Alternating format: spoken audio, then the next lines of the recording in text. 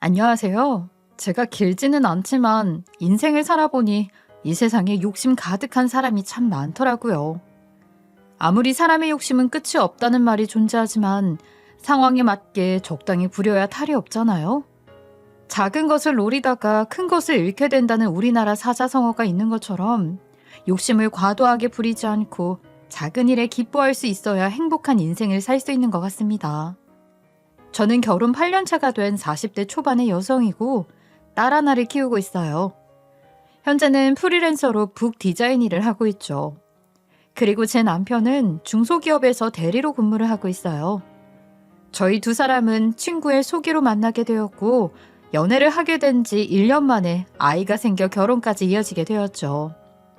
저희 부부는 현재 시댁에서 10분 거리에 있는 아파트에서 살고 있어요. 저는 프리랜서로 일을 하고 있다 보니 가뭄에 콩나듯이 출근을 하는 편이에요. 그래서 매일같이 출퇴근을 하는 남편 기준에 맞추어서 집을 얻게 되었어요. 주변 사람들은 아무리 그래도 시댁 가까이 집을 얻을 필요가 있었냐면서 안타까워 하더라고요. 사실 시댁 근처에 살면 시집살이는 어느 정도 각오를 해야 하잖아요. 그래서 저도 결혼 전에는 걱정이 이만저만이 아니었어요. 하지만 걱정과는 달리 막상 결혼을 해보니까 시집살이는 전혀 없더라고요. 게다가 남편이 가정적인 사람이다 보니 저희 가족에게 참 잘하는 편이었죠. 그래서 저는 결혼 하나는 잘했다 생각했던 것 같아요. 남편은 소문난 딸바보여서 출퇴근 때 빼고는 어딜 가나 붙어 다니려고 했고 제 손에 물 한 방울 묻히지 않겠다면서 집안일도 참 잘 도와줬어요. 무엇보다 저희 친정엄마에게도 정말 잘했죠. 장모님, 저희 왔어요. 아이고, 이서방 왔어? 매일 일하느라 힘들었을 텐데 주말에는 좀 쉬지. 장모님 보고 싶어서 왔죠. 오늘도 맛있는 거 해주실 거죠? 아이, 그럼 당연히 해줘야지. 얼른 들어가지. 남편은 항상 친정엄마를 본인 엄마처럼 생각하겠다고 입버릇처럼 이야기를 했어요. 그래서인지 매주 주말마다 친정에 찾아가서 얼굴을 비추고 애교도 잘 부렸죠. 게다가 제가 옆에 있을 때만 친정에 가는 게 아니라 엄마 얼굴을 보고 싶거나 본인이 먹고 싶은 게 있으면 혼자서도 갔다 오기도 했어요. 그만큼 남편은 엄마를 정말 좋아했죠. 친정엄마도 친아들처럼 거리낌 없이 다가오는 남편을 너무 예뻐하고 기특해 하더라고요. 그러나 아무런 문제가 없을 것 같은 우리 가족에게도 딱 한 가지의 문제가 있었죠. 그건 바로 남편이 시어머니를 정말 싫어했다는 것인데요. 저희 친정엄마에게는 아들처럼 다가가고 거리낌 없이 집에 찾아가는 사람이 시어머니에게는 항상 남처럼 굴었다는 거예요. 쉽게 말해 불효자라고 할 수 있었죠. 시어머니 용돈 한번 제대로 챙겨드린 적이 없었고 시댁에는 뭐 거의 발걸음을 끊다시피 했어요. 그리고 명절 같은 날 어쩔 수 없을 때 방문하게 되면 이게 불만이다 저게 불만이다 윽박을 지르기 바빴죠. 어느 날 저는 딸을 어린이집에 보내고 집에서 일을 하고 있었어요. 그런데 병원에서 전화 한 통이 오더라고요. 처음에는 잘못 온 전화인가 보다 생각했죠. 그래서 별 생각 없이 걸려오는 전화를 받았어요. 혹시 김미숙님 며느님 맞으신가요? 네, 제가 그분 며느리인데 어떻게 알고 전화하셨어요? 최근 통화 목록 보고 전화드렸어요. 지금 김미숙님이 교통사고가 나서 응급실에 와 계시는데 보호자님께서 오셔서 입원 수속 좀 해주셔야 할 것 같아서요. 네? 교통사고가 났다고요? 혹시 심각한 상황인 건가요? 아니요, 심각한 상황은 아닌데 팔다리에 깁스를 하게 되어서 보호자님이 옆에 계셔야 할 것 같아요. 네, 일단 알겠습니다. 저는 시어머니의 갑작스러운 교통사고 소식에 놀랐지만 일단 병원으로 달려가게 되었죠. 도착해서 어떻게 된 상황인지 이야기를 들어보니 배달 오토바이랑 사고가 났다고 하더라고요. 그래도 시어머니가 의식이 있는 상황이었기에 한시름 놓을 수 있었어요. 물론 팔다리는 금이 가고 부러져서 당분간 움직이는 게 힘이 들겠지만요. 저는 시어머니의 상태를 살핀 후 곧장 남편에게 전화를 해서 상황을 알리게 되었죠. 그러나 남편은 신경도 쓰지 않더라고요. 여보, 나 지금 병원에 와 있는데. 병원은 왜? 당신 어디 아파? 내가 아니라 어머니가 입원을 했어. 오토바이랑 교통사고가 났다고 하더라고. 지금 팔다리에 금이 가고 부러져서 당분간 입원을 해야 할 것 같아. 그래서 말인데 당신도 저녁에 병문안 와야 할 것 같은데. 내가 거길 왜 가? 죽을 병 걸린 것도 아닌데. 당신도 대충 입원실에만 올려놓고 그냥 나와. 아휴, 몸 불편한 어머니 혼자 두고 내가 어떻게 가. 그리고 당신도 아들인데 병문안 한번 와야지. 그 사람이 나한테 해준 게 없는데 내가 왜 병문안을 가고 당신이 옆에 있어줘? 쓸데없는 소리 하지 말고 입원 수속만 대충 해주고 나와. 남편은 시어머니가 죽을 병에 걸린 게 아니니까 들여다보지 않겠다고 했어요. 그러면서 저에게 대충 입원 수속만 해주고 바로 집에 가 있으라고 했죠. 남편의 이야기를 듣고 난 후 조금은 당황스럽더라고요. 그래도 본인을 낳아준 사람인데 어떻게 이렇게 단호할 수 있는지 한숨만 나왔어요. 남편은 전화를 끊을 때까지 절대로 병간호 해줄 생각하지 말라며 신신당부했어요. 그렇게 전화는 끊겼고 저는 어찌해야 할지 막막했죠. 옆에서 눈치를 살피며 제 전화 통화를 엿듣고 있던 시어머니께서는 대충 상황 파악이 되신 건지 저에게 그만 가보라고 손짓을 하셨어요. 그러나 저는 아픈 시어머니를 그대로 놓고 집에 가게 되면 마음이 편할 것 같지 않았죠. 아니에요, 어머니. 남편 퇴근하려면 아직 시간이 있으니까 조금 더 있다가 갈게요. 아니야, 나 괜찮으니까 얼른 들어가. 나중에 괜히 주역 열면 지 마누라 고생시켰다고 한바탕 난리 난다. 그리고 예빈이 어린이집 끝날 시간도 거의 다 됐지 않니? 그래도 어머니 팔다리 불편하신데 제가 어떻게 그냥 가요?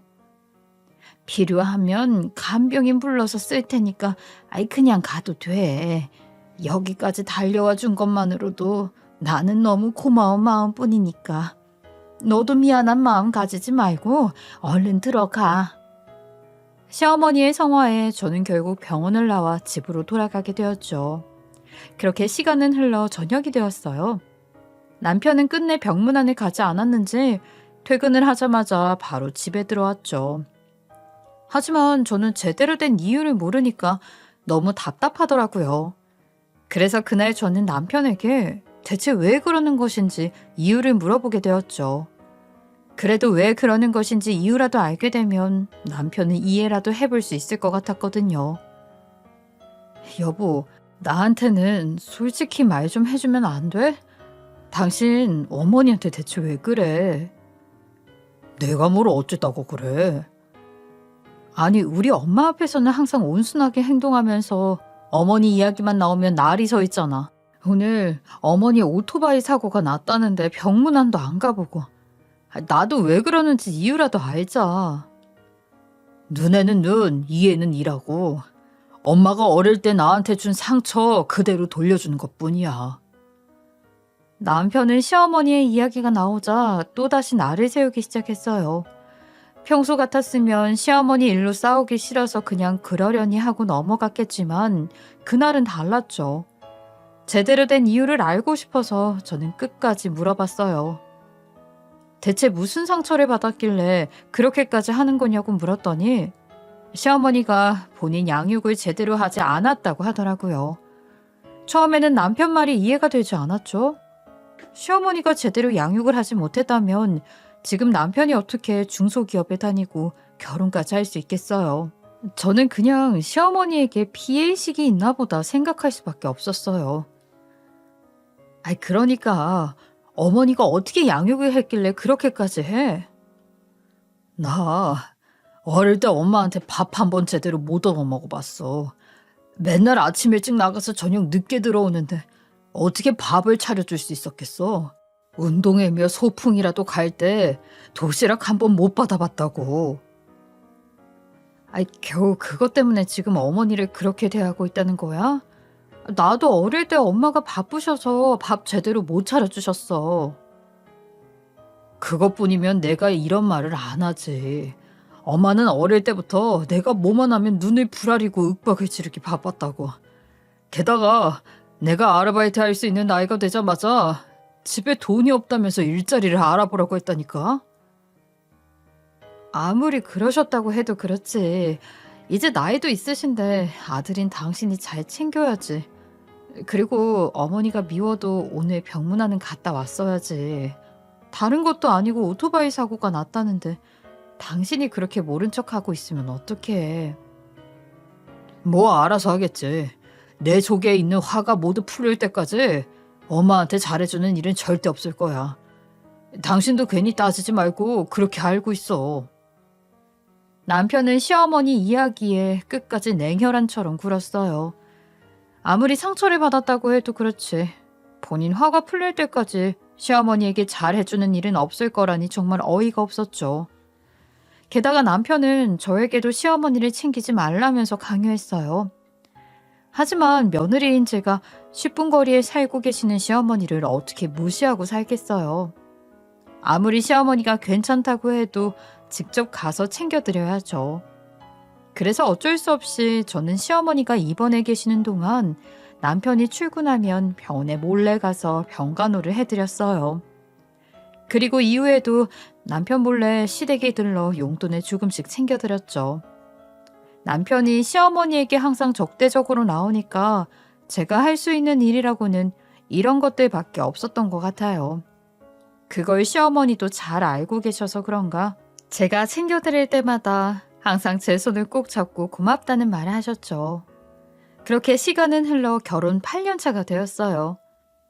여전히 남편은 시어머니보다 저희 친정엄마를 먼저 챙겼고 딸바보의 면모를 제대로 보여주었죠. 저는 항상 그랬던 것처럼 아침 일찍 딸을 학교에 데려다주고 일을 하기 위해 집에 들어가고 있었어요. 그런데 갑자기 경찰서에서 전화가 한 통 오더라고요. 처음에는 경찰서에서 전화가 올 리가 없는데 하는 생각에 잘못 걸려왔구나 싶어서 모른 척했죠. 그러나 전화는 계속해서 울려댔고 결국 저는 전화를 받게 되었어요.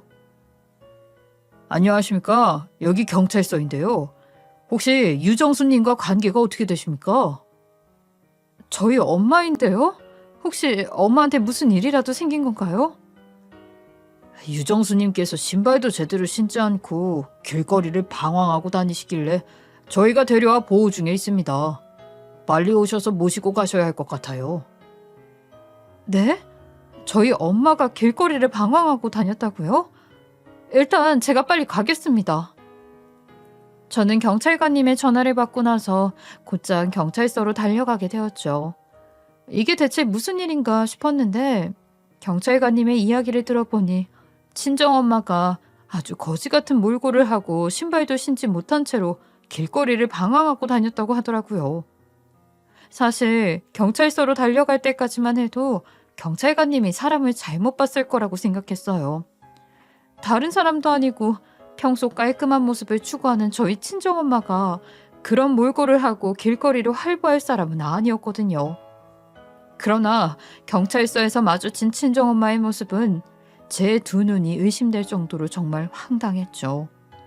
오죽하면 제가 친정엄마에게 숨겨진 쌍둥이 동생이나 언니가 있는 게 아닐까 하는 생각까지 했다니까요. 당황스러운 친정엄마의 모습에 저는 한참 동안 할 말을 잃고 가만히 서 있었어요. 그랬더니 경찰관 한 분이 제 눈치를 살피다가 조심스레 다가오셨죠. 그리고는 본인이 지금까지 겪어본 바로는 아무래도 저희 친정엄마가 치매에 걸리신 것 같다면서 병원에 가서 진단을 한번 받아보는 게 어떻겠냐고 말씀하셨어요. 그 말에 저는 충격을 받았지만 일단 감사하다는 말씀을 드린 후 친정엄마를 데리고 경찰서를 나왔죠. 그리고 나서 친정엄마를 집으로 데려가 씻기기 시작했어요. 그런데 아무리 생각해도 친정엄마의 모습이 정말 황당하더라고요. 그래서 답답함에 친정엄마에게 이것저것 질문을 해봤는데 정신이 되돌아오지 않았는지 자꾸만 이상한 소리를 내뱉거나 혼잣말을 하셨어요. 저는 연신 한숨을 쉬며 친정엄마를 데리고 병원에 찾아가게 되었어요. 친정엄마가 한참 동안 의사 선생님과 상담을 하고 검사를 받고 있을 때 저는 설마 친정엄마가 치매는 아니겠지 라는 생각을 했었죠. 사실 치매라는 병이 찾아오는 나이가 정해져 있는 것은 아니지만 저희 친정엄마는 아직은 팔팔하고 젊은 나이라고 생각을 했거든요. 그래서 검사를 하는 내내 친정엄마에게 아무런 문제가 없었으면 좋겠다고 하늘에 두 손 모아 기도를 했던 것 같아요. 그러나 하늘이 무심하게도 검사가 끝난 후 의사 선생님은 친정엄마에게 치매 판정을 내리셨어요.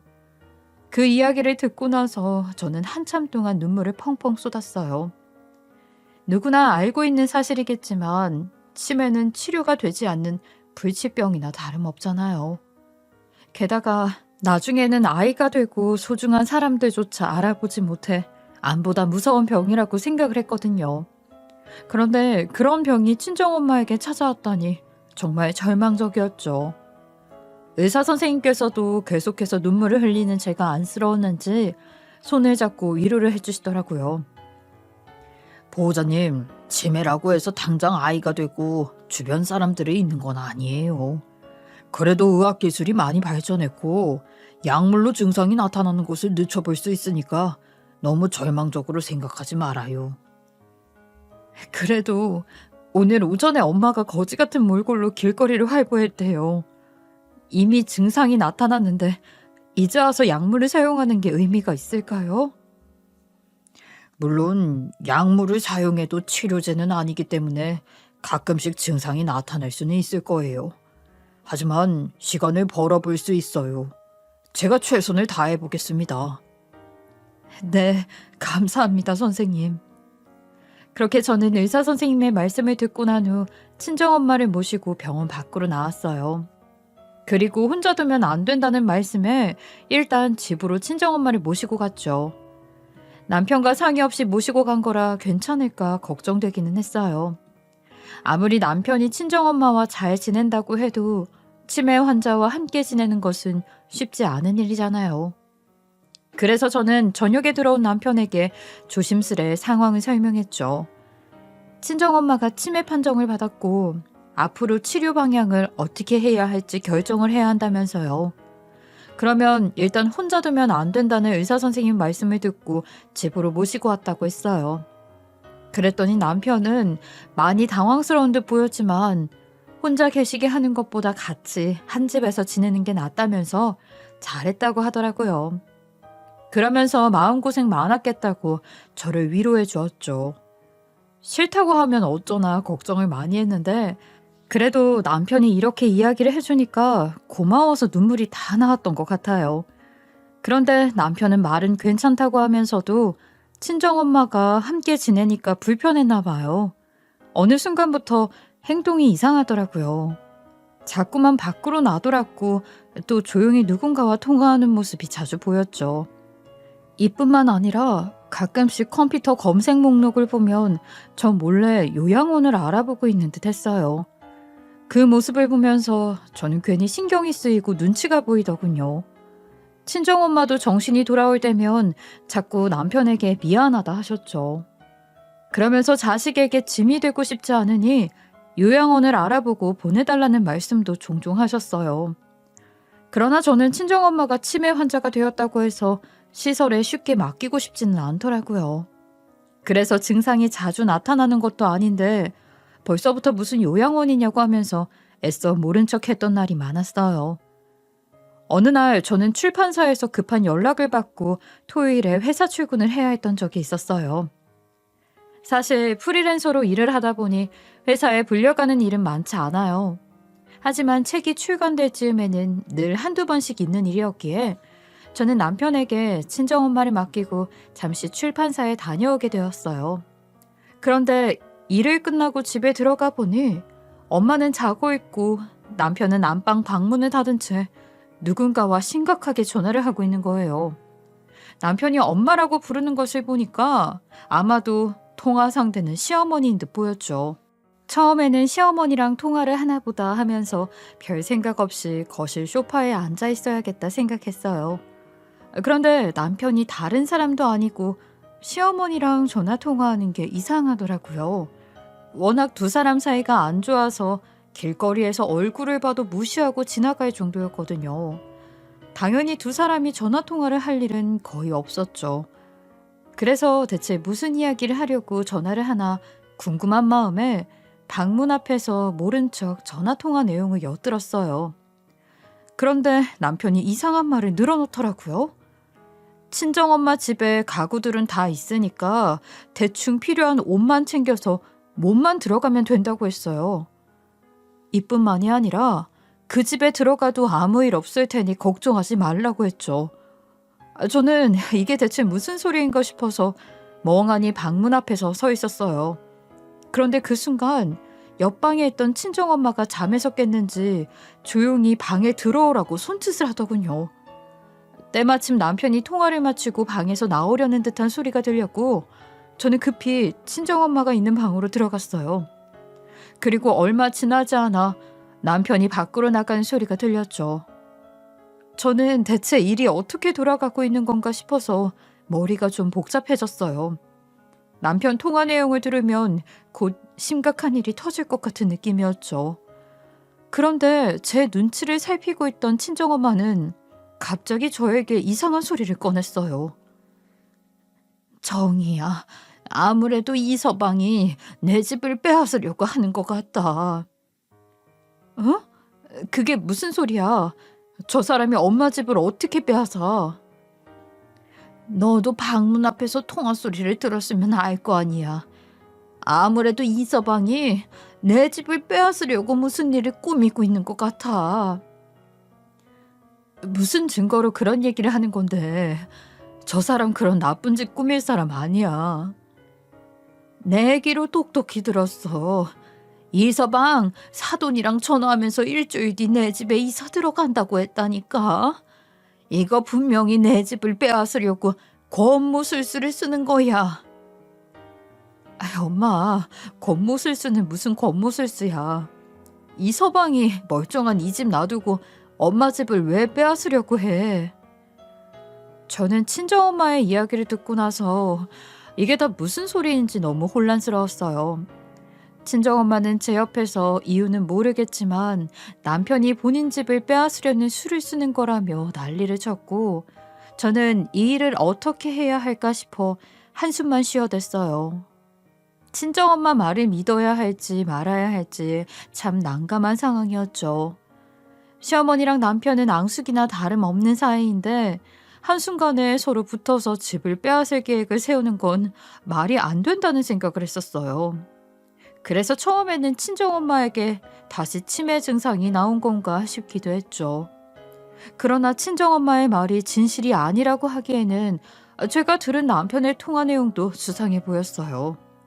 게다가 친정엄마는 다음 주 토요일 오전에 이사하기로 했다는 전화 소리를 두 귀로 똑똑히 들었다면서 확신에 찬 목소리로 이야기를 했죠. 막말로 치매 증상이 나온 거라면 어떻게 확신에 찬 목소리로 이야기를 할 수 있겠어요? 그래서 저는 친정엄마 말을 믿을 수밖에 없었죠. 그래서 속는 셈 치고 엄마가 이야기한 대로 날짜에 맞춰 친정집에 찾아가 보기로 했어요. 그렇게 일주일이 지나 토요일이 찾아오게 되었어요. 남편은 아침 일찍 약속이 있다면서 밖에 나가더군요. 평소 같으면 늦잠이나 자고 있을 사람이 아침 일찍부터 집을 나서니까 수상해 보이긴 했어요. 만약 남편이 친정엄마 말대로 친정집에 이사를 한다면 분명히 시댁으로 가서 시어머니를 모시고 올 것이라고 생각했어요. 그래서 저는 곧장 친정엄마를 데리고 먼저 집에 도착해서 부엌 베란다 쪽에 숨어 있었죠. 친정집에 숨어 있으면서도 저는 제발 남편이 그런 못된 계획을 세우지 않았기를 바랐는데 얼마 지나지 않아 집 도어락 교체하는 소리가 들리더라고요. 그리고 도어락 교체가 다 되었는지 시어머니랑 남편이 캐리어를 끌고 집 안으로 들어오는 소리가 들렸죠. 그리고 거실에 짐들을 하나씩 들여놓는 소리가 들리더군요. 정말 기가 막혀서 웃음도 나오지 않았어요. 얼마 지나지 않아 두 사람은 짐을 다 들여놓은 것인지 방에 들어가 봐야겠다며 움직이는 소리가 들렸어요. 저는 그때쯤 슬그머니 밖으로 나와 두 사람의 대화 녹음을 시작했어요. 우리 엄마 드디어 고생 끝이네. 어차피 치매 노인네 내 집에 있고 곧 요양원 들여보낼 거니까 마음대로 써요. 여기서 지내는데 갑자기 네 마누라나 장모가 쳐들어오지는 않겠지? 어차피 치매 노인네 챙기느라 바빠서 여기 올 사람 없으니까 걱정 마요. 그래? 그럼 다행이고. 에이, 혹시 나중에 네 마누라가 이 집 돌려달라고 하면 집 빼야 되는 건 아니지? 아이, 걱정하지 말라니까. 어차피 그 노인네 요양원에 들어가면 이건 내 재산이나 다름없어. 그리고 나한테 다 계획이 있지. 역시 내 아들 똑똑해. 나는 우리 아들이 뭐 하나 뺏어올 거라고 믿었지. 무슨 계획인데? 내가 그 노인네 정신 헷가닥 갔을 때 증여 문서에 도장 찍으라고 할 거야. 나한테 증여하는 걸로. 그럼 나는 몰래 이 집 팔면 그만이고. 그러니까 그냥 불효 자식이 정신 차린 후 효자 노릇 좀 하려고 주는 선물이라고 생각해. 아이고, 우리 아들이 최고다. 어디에 뭐가 있나 좀 볼까? 시어머니는 본격적으로 안방을 뒤적거리는 듯 싶었어요. 한참을 여기저기 뒤적거리는 소리가 들리더니 시어머니는 귀중품들을 찾아낸 듯 보였어요. 아들, 이 목걸이랑 반지들 내가 다 가져도 되는 거야? 서랍 뒤적거려 보니까 이 노인네 생각보다 이것저것 많이 가지고 있네. 그 당연한 거 아니야? 어차피 그거 끼고 다닐 주인 없으니까 팔아먹든 아니면 엄마가 차고 다니든 알아서 해. 아이고, 우리 효자들. 아유, 언제 철 좀 될까 했더니 드디어 정신 차렸나 보네. 고맙다. 저는 그 소리를 듣고 더 이상은 참을 수가 없었어요. 그래서 곧장 안방문을 열고 쳐들어가서 난리를 쳤죠. 그러자 남편과 시어머니는 깜짝 놀란 듯 뒤로 나자빠지더라고요. 그러나 곧이어 뻔뻔한 태도로 나오기 시작했어요. 당신 지금 뭐 하는 짓이야?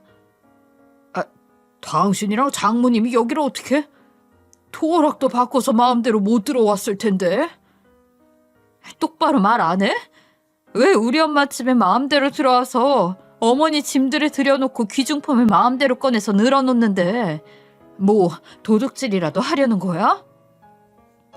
이서방, 진짜 실망일세. 그동안 믿었는데 어떻게 이런 못된 짓을 할 수 있는 건가? 대체 가정교육을 어떻게 받았길래 못된 짓을 들켰는데도 반성하는 태도를 안 보이는 거냐고? 사돈, 말이 너무 심하시네요. 저희 아들이 뭐 못 올 곳에 왔어요? 그냥 사돈이 아들 집에 계시다길래 잠시 놀러 온 것뿐이에요. 놀러 왔다고요? 어머니, 속이 훤히 드러나는 거짓말 그만하시죠. 지금까지 제 두 귀로 듣고 다 봤습니다. 그리고 휴대폰 속에 두 사람 대화 녹음도 잘 되어 있고요. 아니, 듣자 하니 좀 어이가 없네. 내가 뭐 못할 짓 했냐? 어차피 장모님 요양원에 들어가면 이 집은 우리 소유가 될 거고 당신 재산은 내 재산이기도 하니까 어머니한테 줄 수도 있잖아. 당신 그럴 생각 없었잖아. 나 몰래 엄마한테 도장 받아내서 이거 팔려고 했다며. 근데도 이렇게 뻔뻔스럽게 거짓말을 해? 그리고 설령 그렇게 안 한다고 해도 이게 왜 네 거야, 내 거지? 당신이랑 나눠 가질 일은 없어. 나 곧장 이혼 소송 진행할 거니까 다시 짐 빼서 나가. 저는 남편의 말에 어이가 없어서 헛웃음을 짓다가 이혼 통보를 한 후 두 사람을 쫓아내려고 했죠. 그러나 두 사람은 친정엄마 집에 들어오려고 시댁집 전세까지 뺀 상황이라면서 어떻게든 버티고 안 나가려고 했어요. 그러자 친정엄마는 화가 잔뜩 났는지 곧장 경찰에 신고하라고 하시더군요. 결국 저는 이 상황을 해결하기 위해 경찰에 신고를 하게 되었죠. 그리고 경찰들이 오자마자 친정엄마는 어떻게든 안 나가고 버티려는 두 사람에게 주거 침입죄로 고소하겠다고 했어요. 결국 그들은 곧장 다시 짐도 빼야 했고 집에서 쫓겨나야 했죠.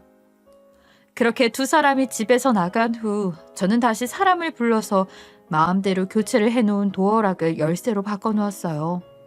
그리고 곧장 친정엄마를 데리고 변호사 사무실로 찾아가 이혼 소송을 걸게 되었죠. 그러나 남편은 정신을 못 차렸는지 절대 이혼을 못하겠다면서 하고 싶으면 양육권을 내놓으라며 난리를 쳤어요. 그러나 저는 뭐라고 하든지 끝까지 무시해버렸죠. 그렇게 예정대로 재판은 진행되었고 판사님은 제 손을 들어주셨어요. 또 양육권은 물론이고 재산 분할로 집을 받을 수 있게 되었죠. 물론 양육비도 매달 꼬박꼬박 받을 수 있게 해주셨고요. 이혼이 확정된 후 저는 곧장 남편과 살던 집을 정리했고 친정집으로 들어가 친정엄마를 보살피기 시작했어요. 그렇게 몇 달이 지났을 때쯤 친정엄마는 뜬금없이 재산 정리를 하고 싶다는 말씀을 하시더군요. 사실 저는 갑자기 무슨 재산 정리를 한다고 하나 싶었어요. 죽을 날 받아놓은 것도 아니고 치매에 걸렸다고 해서 바로 기억을 잃는 것도 아니잖아요.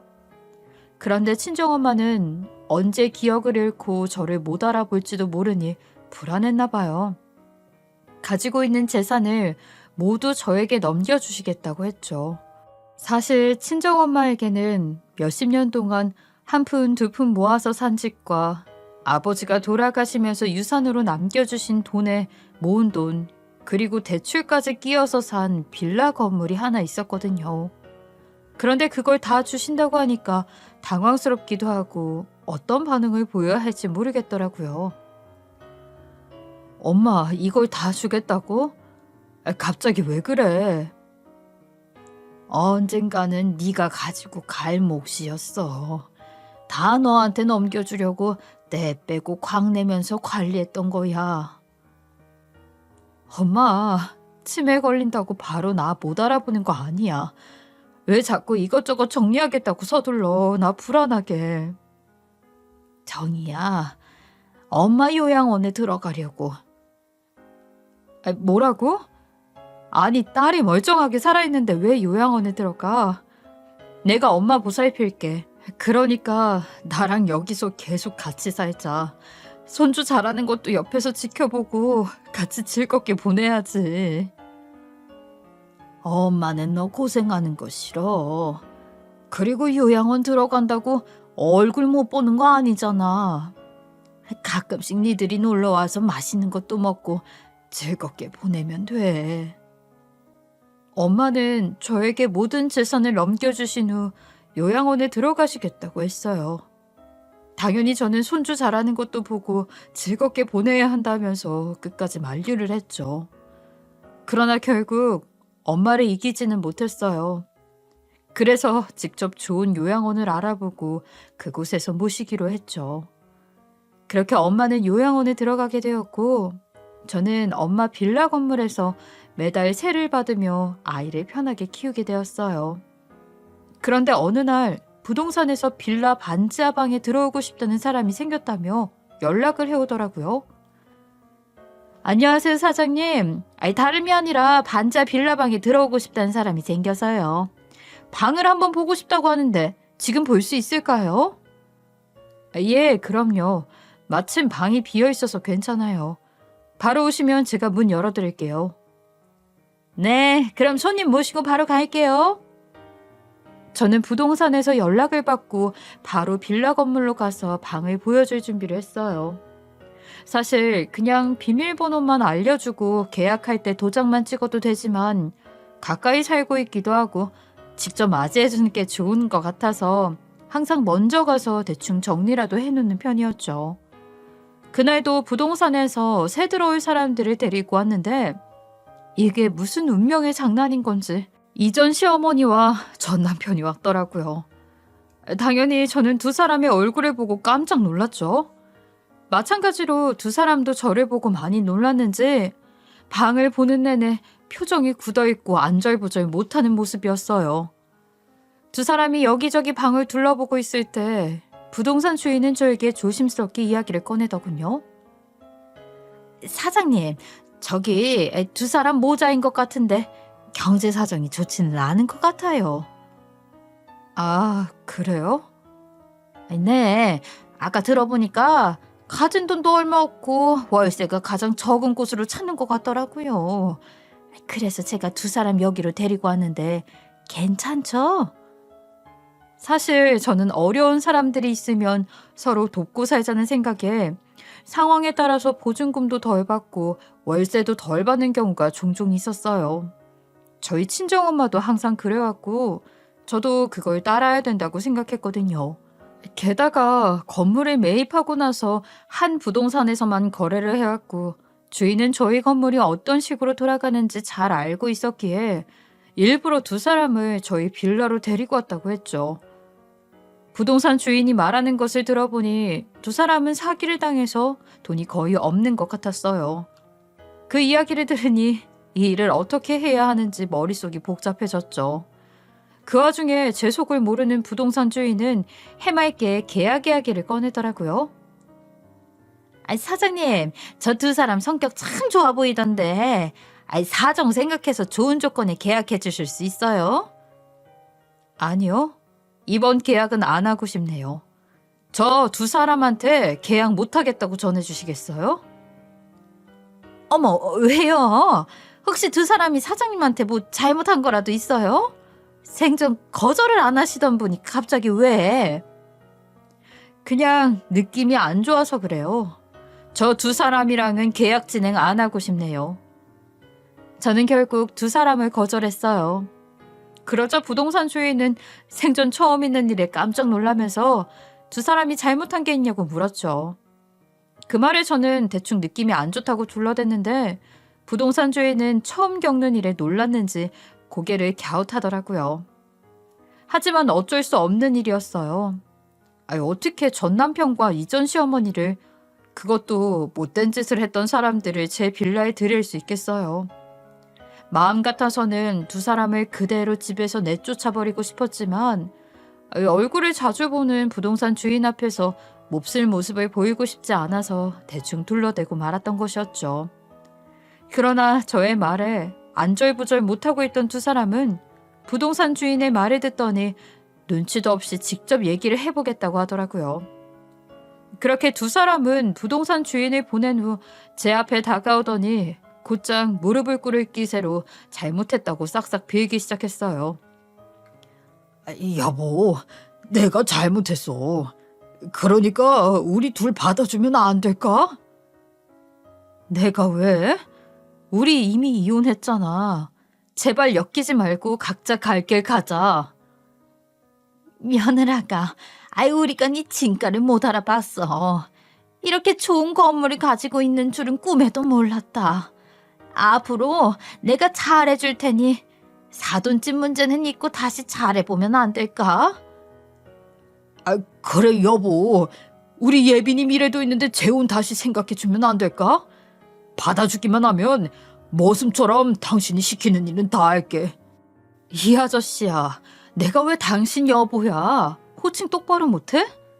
이혼한 지가 얼마나 됐는데 남한테 여보라고 부르고 있어? 기분 나쁘게. 그리고 지금 두 사람은 내가 건물도 가지고 있고 집도 가지고 있으니까 이게 담이 나서 그런 말도 안 되는 이야기를 하는 거네. 진짜 사람 쉽게 안 변한다고 했는데 그 말이 딱 맞네. 예빈 엄마, 당신 재산이 탐이 난다기보다는 우리 예빈이가 마음에 걸려서 그렇지. 여봐요 아저씨, 우리 예빈이 자꾸 들먹이지 마. 당신이랑 살았을 때보다 훨씬 잘 먹고 잘 살고 있으니까. 그리고 나 두 사람이랑 평생 엮이고 싶지 않고 빌라 집에도 들을 생각 조금도 없으니까 그냥 조용히 가. 두 사람은 제 앞에서 한 번만 용서해달라며 석고대죄를 했죠. 그러나 저는 단호하게 두 사람을 다시 받아들이는 일은 없을 거라고 이야기를 하면서 그냥 가라고 쫓아내버렸어요. 결국 두 사람은 원하는 바를 얻지 못하고 돌아가야 했죠. 그러나 두 사람은 정말 다급하기는 했던 것인지 다음날 저희 집까지 쫓아왔어요. 뭐야? 내가 엮이지 말고 각자 갈 길 가자고 하지 않았어? 왜 여기까지 쫓아와? 나 재혼은 바라지 않을게. 그러니까 어제 본 반지하방 싼값에 들여보내주면 안 될까? 월세 밀려는 일 없이 꼬박꼬박 잘 낼게. 그래 며느라가 우리가 잘못했어. 내가 이렇게 빌 테니 우리 어제 본 필라방에만 들여보내주라. 아니요. 저는 그럴 생각 없습니다. 그러니까 소란 피우지 말고 돌아가세요. 사실 내가 이혼하기 전에 사업하겠다고 퇴사를 했는데 퇴직금이랑 엄마 전세금까지 다 날려버렸어. 그런데 그 돈을 돌려받지 못해서 엄마를 장모님 집에 들여보내려고 했었던 거야. 그래서 뭐 어쩌라고. 나 지금 그 일로 사기꾼한테 돈을 못 받고 있어서 지금 전 재산이 200만 원밖에 없어.